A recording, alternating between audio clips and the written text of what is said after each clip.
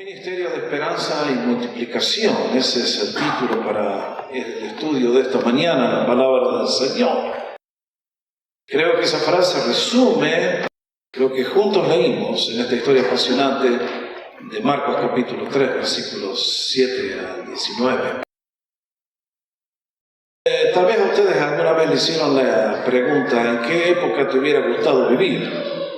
Y la respuesta que siempre doy en esta, no en ninguna otra. No hubiese querido vivir 300 años atrás cuando no había automóviles, ni había medicina, ni antibióticos, ni hospitales, y las personas morían por un resfrío que se complicaba, un corte, una herida que no se podía sanar. No me hubiese gustado tener que viajar de aquí hasta New York en lomo de burro, a carreta, y tardar 6 meses para llegar. Tal vez sea interesante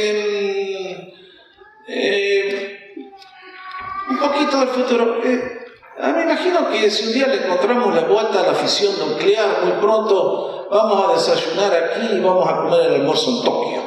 Eso es tan interesante. O algunas otras cosas así, porque si ahora, hace 55 años, cuando yo leía las revistas de ciencia ficción y decían que iba a haber teléfonos que nos íbamos a poder ver con el otro, parecía imposible. Y sin embargo, ahora ustedes abren la laptop y ahí nos comunicamos por Facebook, qué sé yo qué es. Y toda la tecnología ha sido apasionante en estos últimos 50 años. Pero uno dice, de todos los siglos de la historia, el que hubiese querido vivir yo son esos 3 años cuando Cristo visitó nuestro planeta. Ustedes y yo tenemos un relato aquí que francamente no les hubiese gustado estar presente. Aquí encontramos algo que realmente en el día de hoy, ¿dónde puede ocurrir algo así?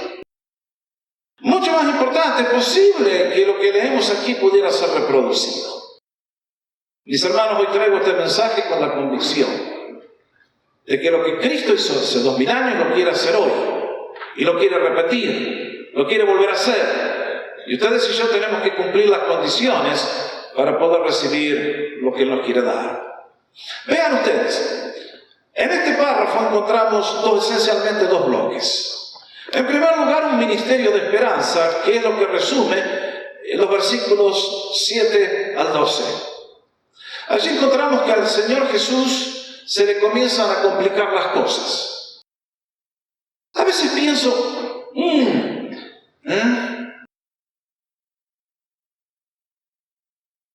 si usted escuchara algún aviso en la televisión, que esta noche a las 12 Jesús va a volver y lo van a mostrar en vivo y en directo, ¿usted prendería el televisor?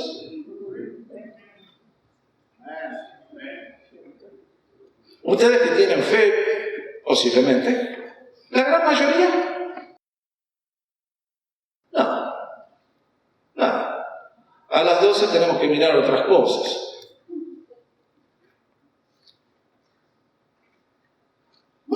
¿Qué podemos hacer? Lo cierto es que Jesús vino a este mundo. Vino con una misión tremendamente valiosa. Él vino movido por amor a ti y por amor a mí, buscando nuestro bien supremo. Y fíjense una cosa, que uno pensaría que si Dios va a venir a nuestro mundo y se va a dar a conocer, ¿cómo no vamos a querer estar preparados para recibirle? ¡Mentira! El ser humano ha caído tanto y está tan degradado en el pecado que en él no hay una mínima chispa de vida espiritual para que quiera buscar o desear a Dios. Por eso vino Jesús, para sacarnos de la sepultura espiritual. Y uno pensaría que los seres humanos que lo conocieron, viendo los milagros, iban a aplaudir. No. ¿Qué fue lo que leímos la semana pasada? Que como resultado del milagro del hombre que fue sano de aquella mano seca, los líderes religiosos dijeron a Jesús: hay que matarlo. Y vamos a ver en este capítulo que Jesús sigue sin ser comprendido. Las grandes mayorías no sabían quién era, y vamos a ver quiénes sí se dieron cuenta y le llamaron de la manera correcta. ¿Notó cuando leímos? En este caso notamos que la sinagoga se empieza a cerrar a Jesús. Y Jesús va a volver una sola vez más a una sinagoga, que es en aquella en la cual Él nació, allí en Jerusalén, y donde se crió. Y una sola vez más va para pasar, para extenderles el último estirón de mano para decirles: a ver si me agarran, muchachos. No pasó nada. Y entonces ahora Jesús tiene que abandonar la sinagoga por 2 razones. Primero porque ya no era más bienvenido y segundo porque se ha corrido su fama y al ver el poder que tiene, las multitudes se vienen de todas partes para tocarle y no hay sinagoga que pueda dar cabida a semejante cantidad de gente. Y cuando uno encuentra aquí, nos leemos que, fíjense los lugares que menciona, vinieron de Galilea, Judea, Jerusalén. Y cuando uno mira el mapa del Nuevo Testamento, ustedes allí que tienen un mapa en la Biblia, busquen el lago de Galilea y van a ver que, si miran, van a tener que notar que Israel está dividido en 3 provincias. Al sur Judea, luego Samaria, que era territorio prohibido porque ahí estaban los perros samaritanos y por ahí no pasaban los judíos. Y luego está Galilea al norte, donde está el lago. Y nos dice que de las 3 provincias, del sur, donde estaban los descendientes de Saúl, donde es actualmente Jordania, en donde está la ciudad de Petra, una ciudad abandonada de allá de la época del Señor, de toda aquella región del desierto, y del norte, donde es actualmente el Líbano, de todas esas ciudades y de las ciudades del otro lado del Jordán, nos dice que la gente venía caminando y caminaba a grandes distancias, con tal de ¿qué?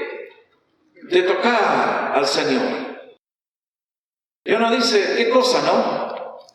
El ser humano nunca se equivoca. Siempre va a buscar a donde hay una solución para los problemas que le aquejan. Y por lo general son los problemas de salud. Y noten bien lo que pasaba, porque nos dice que la gente se abalanzaba sobre el Señor de tal manera que con tal de tocarle se echaban sobre él. Tan grande era el poder que irradiaba la persona de Jesús. No le daban tiempo ni que les ponga las manos para que la enfermedad se vaya. Tan grande era el poder que irradiaba la persona de Jesús que con el solo hecho de tirar la mano y tocarle, las personas quedaban sanas y los demonios tenían que marchar. Entonces uno encuentra aquí que el Señor nos dice en el versículo 11 el relato: y siempre que los espíritus inmundos veían a Jesús, caían delante de él y gritaban: tú eres el Hijo de Dios. ¿Cómo es esto? Sí, las personas que estaban invadidas, por lo general, cuando ven el poder de Jesús, vienen y se corren y se postran de rodillas y exclaman: tú eres el Hijo de Dios. Si nosotros salíamos a hacer una encuesta en el día de hoy y preguntáramos quién es Jesús, la mayoría deben decir: bueno, no sé quién es. Otros dirían: tal vez fue un buen maestro. Otros dirían: no sé, tal vez fue un buen filósofo. Otros dirían: quién sabe cuáles respuestas. Pero los demonios la cantaron justita. Los apóstoles no sabían todavía quién era Jesús. Las multitudes creían que era un profeta. Y los demonios, que viven del otro lado de la eternidad y conocen lo que ustedes y yo no conocemos, dicen: tú eres el Hijo de Dios. Sabían quién era Jesús. Y por el poder de su persona y de su presencia, vienen ante él y se ponen de rodillas.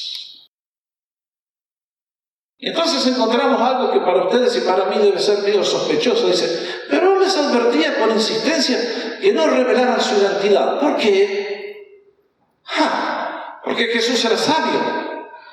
Jesús tenía un plan hecho al día, al minuto. Entonces él sabía que él tenía que ir a la cruz, él tenía que morir por el pecado. Pero la nación judía tenía una expectativa del Mesías, que era un líder político y militar. Estaban esperando que alguien haga algo para decir: nos levantamos, insurrección, liberémonos del poder del yugo romano. Y Jesús les está diciendo: cállense la boca ustedes, no digan quién soy, que descubran ellos quién ha llegado en medio. Mis hermanos, uno ve este ministerio y uno dice: Señor, aquí estamos reunidos en esta casa, en tu casa en esta mañana. Tú estás en medio nuestro.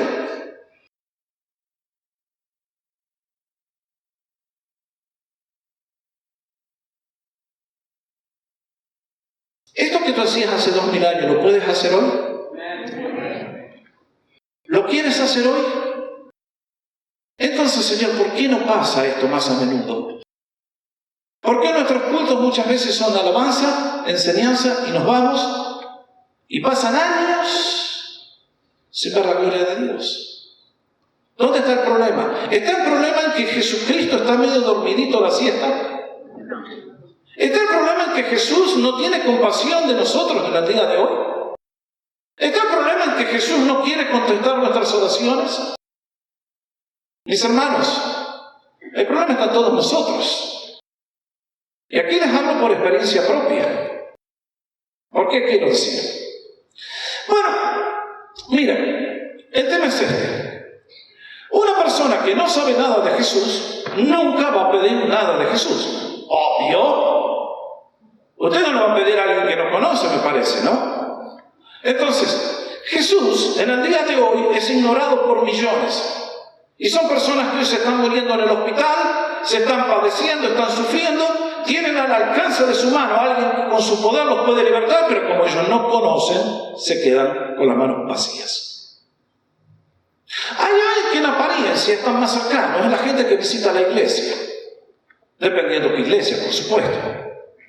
Siempre digo, en Latinoamérica hay mucha gente que ama a Dios, pero como nos escondieron la Biblia, nos quedamos con un Jesús que está allí en el altar, un Dios lejano y un Dios sin poder. Y muchas veces me temo que dentro del protestantismo las cosas no son muy distintas. ¿Qué quiero decir? Que nosotros sí tenemos la palabra de Dios. Pero yo miro mi propia vida a los años de mi juventud y tengo que confesar que mi mayor pecado, mi mayor falta a los ojos de Dios para poder recibir lo que Jesús me quería dar era leer este libro sin fe. ¿Cómo se explica eso? Yo crecí en la escuela dominical, estas historias me las contaron de niño. Estas cosas yo se las podía contar de memoria. Pero ¿por qué en mi vida nunca vi un milagro? Porque me faltaba la fe para creer lo que está en este libro. ¿Qué ocurre? Que los seres humanos, de acuerdo a lo que hemos vivido, creemos. Ustedes y yo ahora leemos que hay personas aquí que dicen que vienen endemoniados a Jesús y se postran, dicen, tú eres el Hijo de Dios. Usted, como nunca vio un endemoniado, dice, no es cierto. Mi experiencia no corresponde con eso. Y entonces, ahí nos quedamos con manos vacías. En mi iglesia a mí me enseñaron que Jesús era el Hijo de Dios, correcto, todopoderoso, correcto. Pero básicamente estas cosas eran para el día de ayer. En el día de hoy Jesús ya no hace sanidades porque para eso tenemos los médicos. En el día de hoy Jesús no libera a los endemoniados porque estamos llenos de psicólogos que nos explican por qué pasan las cosas que pasan dentro nuestro. Y entonces, de acuerdo a la enseñanza que a nosotros nos pasa, es el nivel de fe que tenemos, y Jesús, como opera por la fe, ustedes y yo nos quedamos con un Jesús de cartón o que está encerrado dentro de las páginas de este libro, pero es tan impotente como si fuera Buda o como si fuera cualquier otro. Mis hermanos, este Jesús vive hoy, está aquí presente. Pero si tú vienes a la casa de Dios como tantas veces vienes, ahí medio de chiripa, medio de prestado, que vienes sin ninguna fe, vienes porque te trajeron. Tu mente está en lo que vas a tener que hacer mañana y en el ICE que tienes que escribir y en el novio que no te escribió. Y entonces estás sentado acá, pero tu mente está... Y Jesús está aquí y te dice, hijo, ¿qué quieres que haga por ti? ¿Quieres hacer un milagro? ¿Y tú? Hello. El problema está en nosotros. Les decía, yo leí este libro por muchos años sin fe. ¿Por qué? Conocí a Jesús, era mi Señor, era mi Salvador. Pero me faltaba la fe para creer que esto es una realidad posible hoy. Y fue cuando finalmente un día dije, bueno, vamos a analizar esto. Yo tuve buenos maestros de la palabra que me enseñaron muchas cosas buenas, pero también muchos maestros sin fe que me pusieron unas gafas y que me hacían ver la Biblia con los colores que ellos me metieron en la cabeza. Y un día tuve que decir, chao con las gafas de los hombres, de los cráneos y los teólogos, que muchos de ellos ni siquiera son nacidos de nuevo. Y yo voy a empezar a leer este libro, a pedirle al Espíritu Santo que abra mi corazón. Y cuando el Señor me llevó a Vancouver y me quedé solito, allí allí de rodillas tuve que ponerme delante de Dios y decir: Señor, me estás mandando pacientes que no puedo ayudar. O me enseñas tú y empezamos a ver lo que tú dijiste en el Evangelio, o Señor, mejor me salgo y me dedico a otra profesión.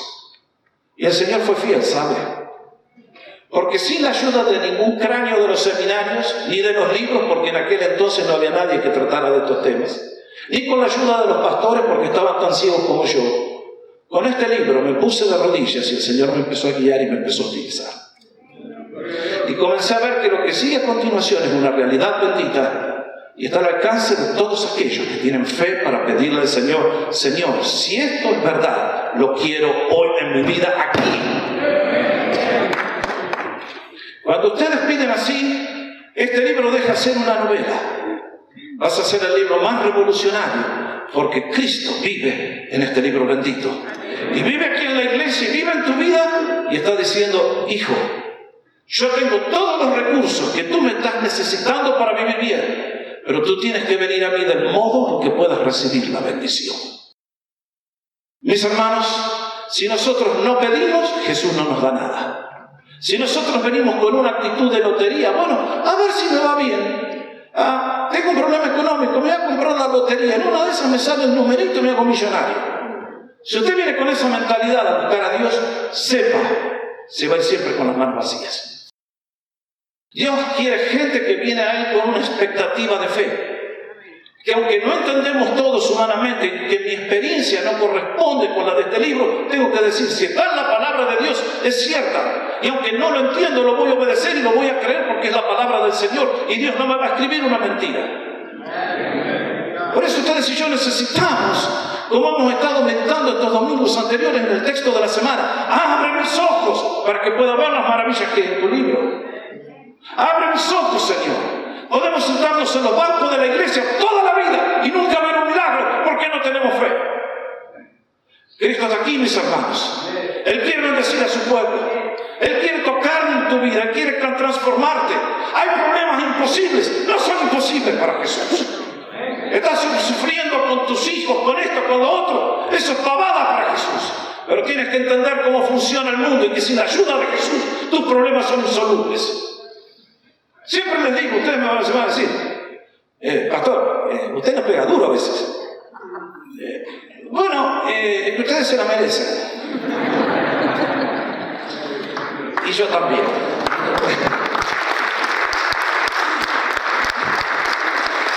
Queridos amigos, ustedes saben, ¿no es cierto?, que tanto el pastor como ustedes, todos necesitamos gracia del Señor. Amén.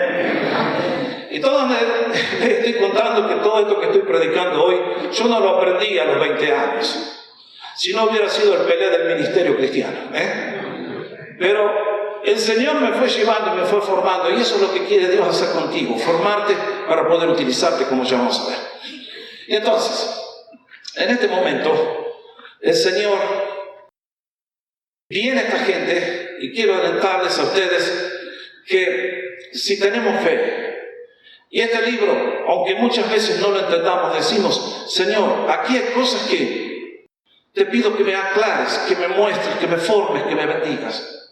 Prepárese, porque Dios lo va a probar por un tiempo, pero su oración ha sido escuchada y Dios va a venir en su auxilio. Tenga plena seguridad. Dios no es un Dios que nos deja por la mitad. Entonces uno dice: qué lindo, Señor. Yo sé que alguien me va a decir: pero pastor, ¿usted cree todas esas cosas? No. Esto está aquí para entretener. Usted dice que el Señor, sí, eso de gente enferma que venía y lo tocaban, lo acepto, porque si yo me agarro la gripe y me agarro todas esas cosas y me enfermo, está bien. Pero los endemoniados, ¿dónde están? Bueno, la mala noticia es que el endemoniado tal vez duerme en la misma cama que usted duerme.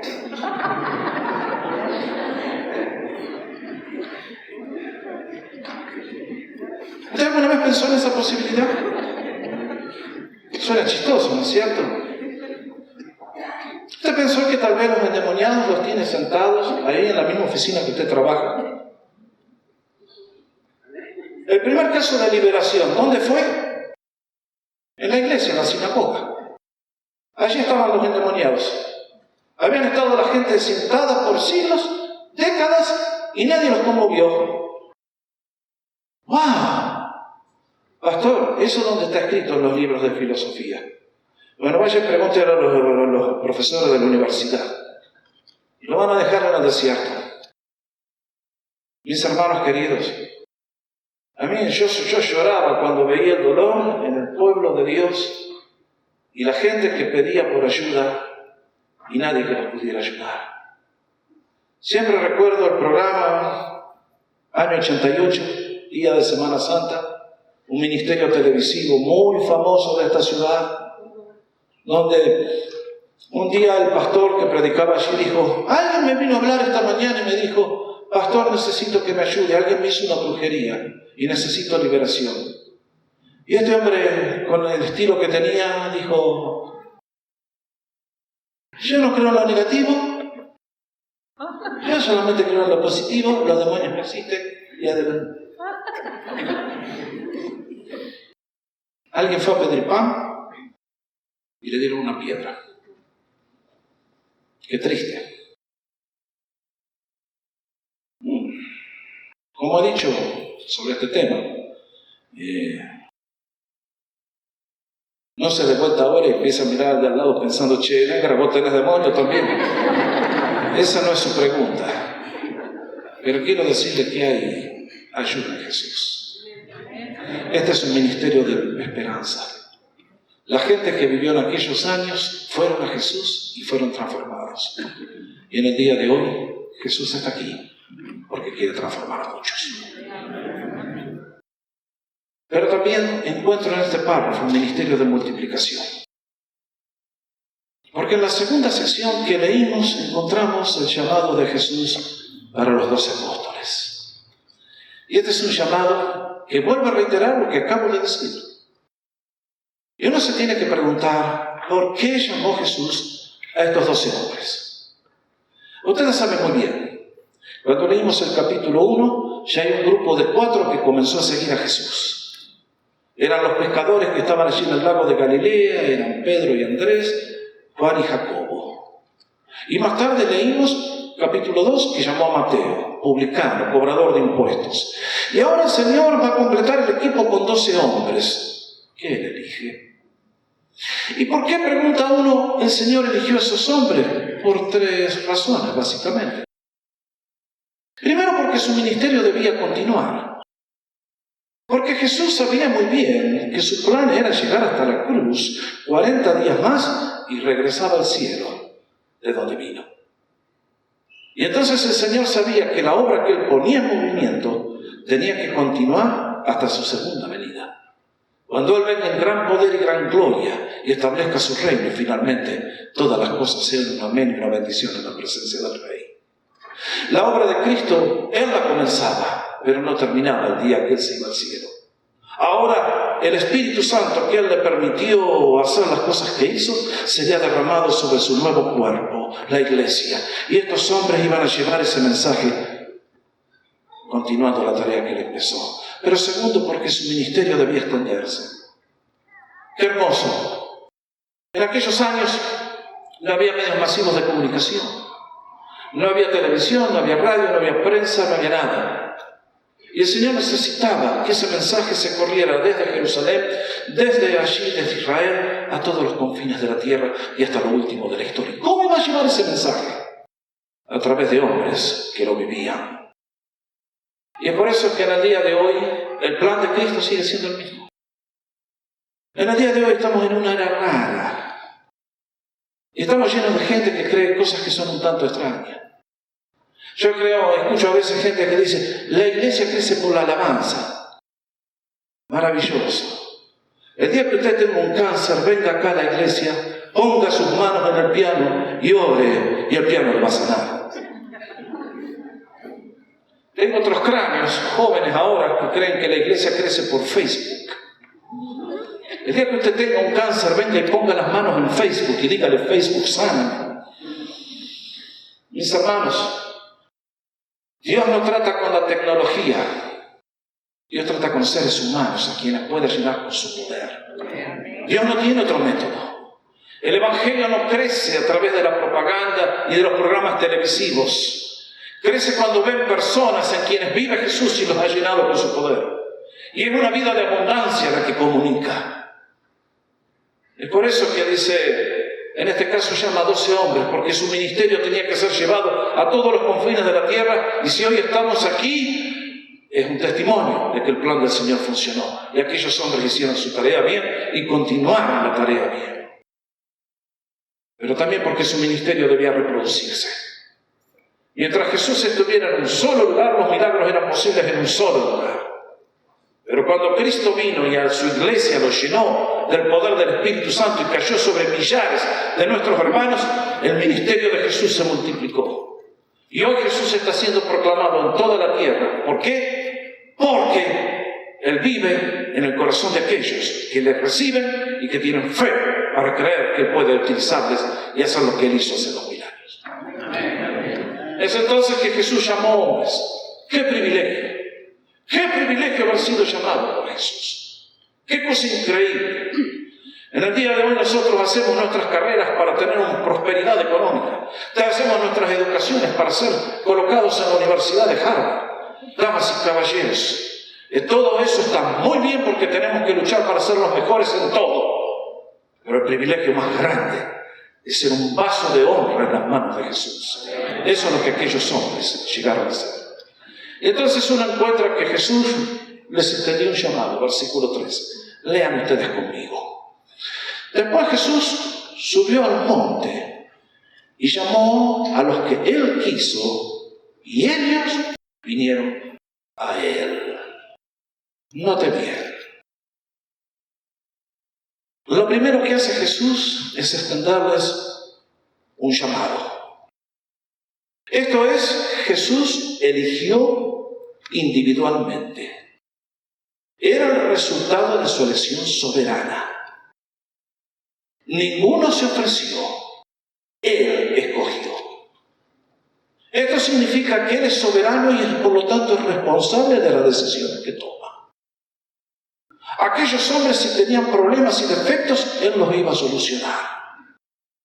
Aquellos hombres eran libres de la responsabilidad de llevar adelante el reino y al mismo tiempo les colocaba una inmensa responsabilidad en las manos.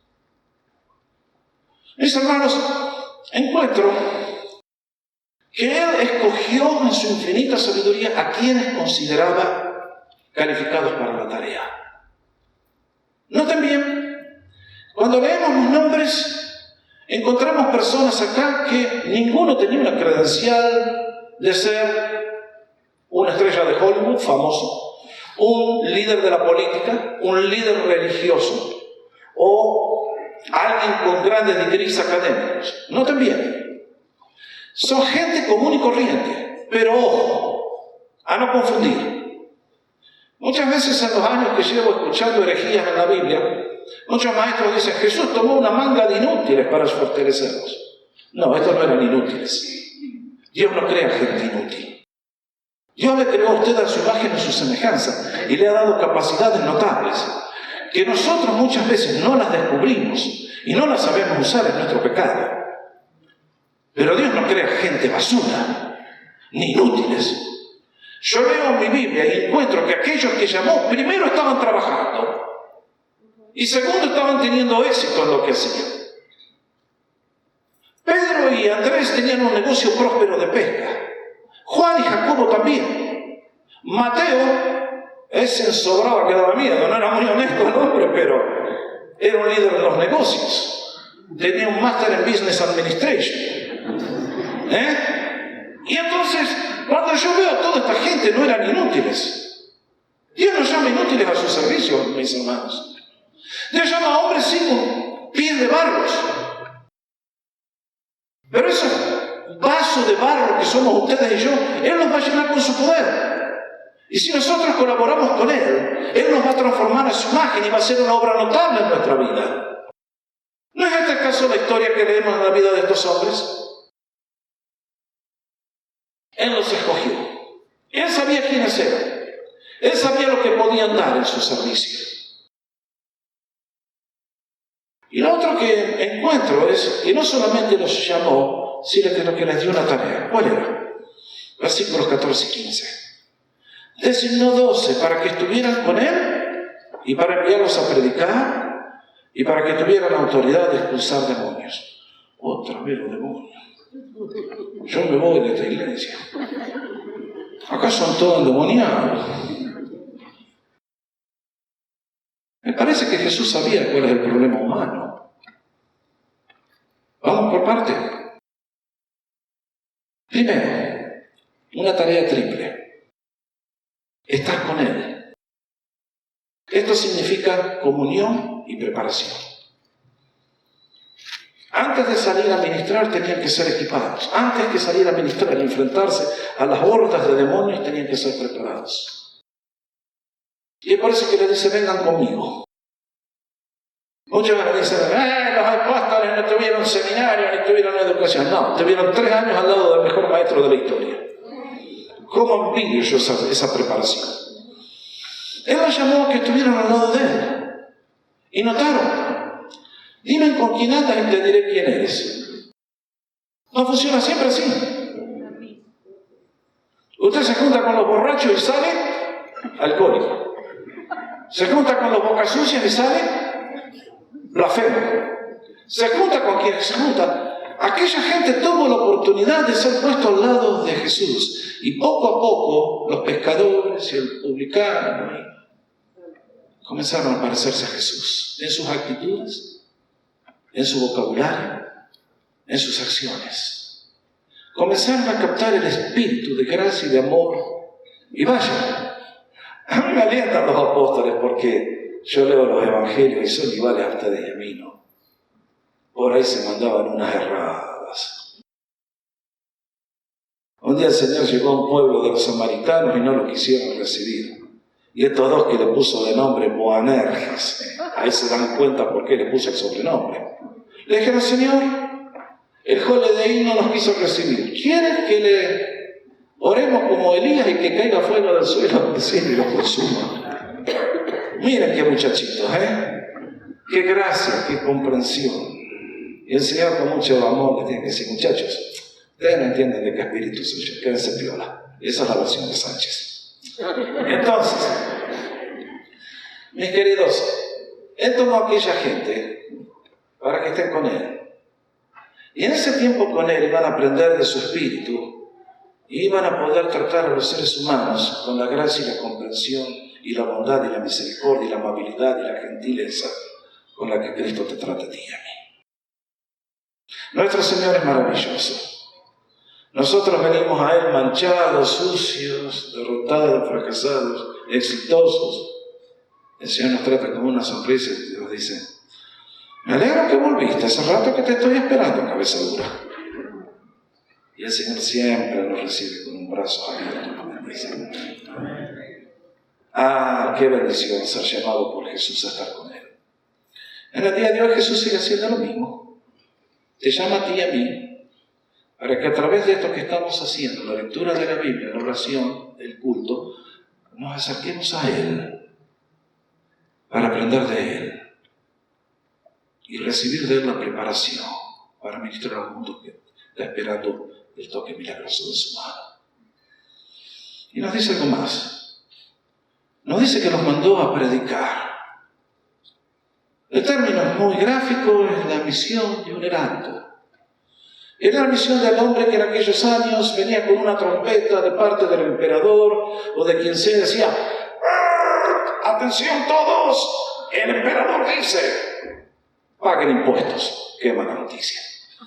Y entonces el heraldo decía, si el emperador lo dice, a obedecer todo el mundo. Y la predicación del evangelio es igual. Dios no nos mandó a nosotros a dialogar con las masas, a tener un diálogo a ver si están de acuerdo, si Jesús es quien dice ser, o si la Biblia es la palabra de Dios o no. Esa no es mi misión. Uno tiene que proclamar lo que Jesucristo es, lo que Jesucristo dijo, lo que Jesús hace. Y la gente somos responsables moralmente y un día daremos cuenta de la misión de Dios. La misión del heraldo era una misión que importaba gravedad, porte, presencia, autoridad, Y la gente tenía que responder en obediencia o rechazar para recibir consecuencias calamitosas. Esa es la tarea del heraldo. Lo otro nos dice es, otra vez, les dio autoridad para expulsar demonios. Noten bien que nos dice que les dio poder para expulsar demonios. El poder es de Él. No hay un ser humano que pueda expulsar demonios sin el poder de Jesús. Pero la persona que tiene fe y dice, yo tengo la autoridad que Dios me ha dado, tiene todos los recursos de Jesús para hacer su obra. Y los espíritus satánicos tienen que huir. Y uno dice, qué interesante, Señor. Lo último que llama vuestra atención es, ¿quiénes fueron estos hombres? Noten bien. Pedro, Jacobo y Juan. A los tres primeros son bastante conocidos y a los tres le puso un sobrenombre. ¿Por qué? Porque Jesús no ve a las personas como están, sino como van a llegar a ser. Pedro, ustedes lo ven cuando leemos el relato, fue posiblemente el mejor iluminado espiritualmente, pero era un tipo que era un roller coaster continuo. ¿Se acuerdan? Un día le dice, Señor, si eres tú, manda que camine sobre el agua. Ven, Pedro, caminó sobre el agua. Al segundo se hundió y pegó el grito, Señor, sálvame. En un momento dice, tú eres el Cristo del Hijo del Dios viviente. Y en otro momento dice, yo no lo conozco. Y mis hermanos, a esta gente de pies de barro, pero con un gran corazón, Jesucristo le dice, Pedro, Simón, tú vas a ser Pedro, que quiere ser una roca. Jesús nunca ve a las personas como están, sino como van a llegar a ser. Y a los dos hermanos les dice, ustedes van a ser los hijos del trueno. Y realmente Jacobo vivió muy pocos años después que el Señor se fue asesinado por Herodes. Juan llegó a viejo. Y cuando leemos las cartas de él encontramos un hombre con corazón en fuego, que al mismo tiempo derramaba amor en cada escritura, porque llegó a conocer algo de la grandeza de Jesús. El resto de los hombres no sabemos quiénes son, casi. Por ahí hay un pantallazo chiquitito de Andrés, que fue uno de los primeros. Felipe, el primer discípulo. Bartolomé, creemos que fue Natanael, Juan capítulo 1. Mateo, ya lo vimos, publicano, termina escribiendo el Evangelio. Tomás, lo único que sabemos que no tenía gran fe, nos cuenta la historia, que al final terminó yendo a predicar el Evangelio a la India. Jacobo, hijo de Alfeo, alguien que terminó llevando el Evangelio a las regiones del África, según nos cuentan los libros que se escribieron después. Y así vienen los otros que apenas no sabemos quiénes fueron. Y versículo 39. Otra vez la película termina con el espantapájaros, muchachos. ¡Qué tremendo! Y aquí uno no puede decir absolutamente más nada. Porque a Judas se le da la autoridad para expulsar demonios y él termina invadido por el diablo. Mis hermanos, ¿qué vamos a decir de Judas? Excepto que nos advierte a todos de los peligros a los cuales estamos expuestos. Cuando uno llega al final tiene que decir, bueno, Señor, aquí estamos en tu casa esta mañana. Yo soy Juanita Pérez, que vivo en Pasadena, California, limpio casas. O yo soy Juanito Pérez, que estoy donde estoy, y soy abogado, y mis queridos, quiero concluir con la afirmación que el Señor Jesucristo hizo. Juan capítulo 15, versículo 16. Porque en el día de hoy Jesús sigue llamando gente e invitando gente. Antes de ir a la cruz le dijo a aquellos hombres, ustedes no me escogieron a mí, sino que yo los escogí a ustedes. Y los designé para que vayan y den fruto, y que su fruto permanezca, para que todo lo que pidan al Padre en mi nombre se los conceda. Estás aquí esta mañana. Eres salvo por la gracia de Jesús. Es porque Dios te ha llamado. Has pasado por la puerta de la salvación. Dios te llama a servirle. ¿En qué te quieres dar? Él tiene un plan exclusivo para ti y no me lo ha mostrado a mí. El Señor te quiere guiar y te quiere utilizar de una manera muy única, porque tú eres un objeto especial de su amor. Ayer a la mañana tuvimos aquí en la capilla un culto de recordación y de victoria que para mi vida fue inspirador, ciertamente. Los que estuvimos, estoy seguro que lo vamos a recordar por mucho tiempo. Recordamos la vida de una hermana que los que la conocimos fuimos bendecidos e inspirados por ella, doña Gloria Rodríguez. Y fue impresionante. Nosotros que la conocimos apenas por unos años, supimos el valor que tenía doña Gloria y el amor que tenía por Jesús y cómo servía. Pero fue impresionante escuchar a las personas que dieron testimonio aquí y ver mucha gente más joven que contaban cómo, cuando eran jóvenes, este matrimonio piadoso de don Gilberto y doña Gloria los tomaron y les enseñaron el camino a la fe y les enseñaron el camino a Dios y el camino al servicio. Aquí estuvieron personas que yo no las conozco personalmente. Uno de ellos decía doctor fulano de tal, no sé si era médico o qué era, pero contaba el testimonio de que esta mujer piadosa con su esposo les mostró el camino de la fe y fueron el punto de apoyo en su vida matrimonial que comenzó a los 18 años. Aquí estuvo también uno de los directores principales de la Universidad de Bayona, el hombre que entregó el sermón, y contaba de la influencia que este matrimonio fue dentro de la iglesia cuando llegó y a toda esa generación nueva que bendijo.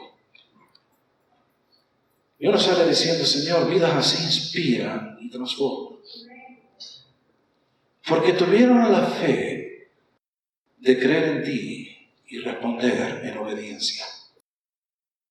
Y en el día de hoy, mis hermanos, quiero decirles que hay una generación de jóvenes que necesita matrimonios como don Gilberto y doña Gloria.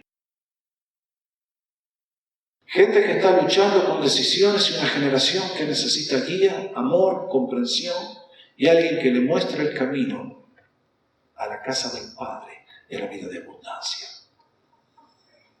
Y sin embargo, la mayoría de los matrimonios no se involucran en la acción. Están ocupados con sus tareas, sus trabajos. Piensan que el servicio para Dios es una pérdida de tiempo. Yo estoy orando como pastor por hogares piadosos que vean la próxima generación y digan, en el momento voy a sembrar semillas que quién sabe cuándo voy a ver el resultado. Pero porque Dios es fiel, la cosecha siempre viene y es mucho más grande que todo lo que podemos anticipar. Cuando Jesús llamó a aquellos hombres, eran hombres limitados, pero los llamó a estar con Él. Y en la medida que crecieron, fueron instrumentos poderosos en las manos de Jesús y llegaron a transformar el mundo entero. Yo quiero que el día que me vaya de este mundo me recuerden por una sola cosa, o dos. Jorge nos predicó a Jesús, nos señaló el camino de la salvación, nos mostró dónde estaba la cruz, y habiendo conocido a Dios, lo tuvimos todo. Y lo segundo que espero que les quede es que Jorge nos amó, nada más, con las verrugas y con todos los defectos, nos amó sinceramente, y aunque por ahí nos cascoteaba el techo, Jorge nos amaba, y es todo lo que quiero que se diga de mí. ¿Y tú? Confío que el día que te vayas de este mundo, haya una generación de jóvenes que se levante y diga, ese matrimonio, ese hombre, esa mujer, si hoy estoy parado aquí es porque ellos me dieron esos minutos preciosos, impactaron mi vida y nunca volví a ser igual. Yo también estoy aquí esta mañana como resultado de un matrimonio que cuando tenía 14 años tuvo el amor para tomarme a mí, un chico de 14, invitarme a su casa, llevarme a ministrar al lado de ellos, y ahí comenzó mi ministerio al Señor. Qué privilegio conocer a Jesús. Qué privilegio servir a Dios. Ustedes, si pueden, el día de hoy pueden levantar una compañía y hacer millones, ser más ricos que Carlos Slim y que Bill Gates, y más famosos que Madonna, y más poderosos que todos los jeques árabes. Pero saben una cosa, todo eso va a quedar en el mundo y nadie se va a acordar de ti. Pero las almas que salvamos y las horas que servimos, hay alguien que las está registrando, y un día la recompensa será como nada de lo que este mundo puede ofrecer. Es tu privilegio conocer a Jesús y ser el canal de su bendición para un mundo que perece. ¿Qué le vas a decir al Señor? Ese es nuestro privilegio. Vamos a inclinar la cabeza, vamos a orar.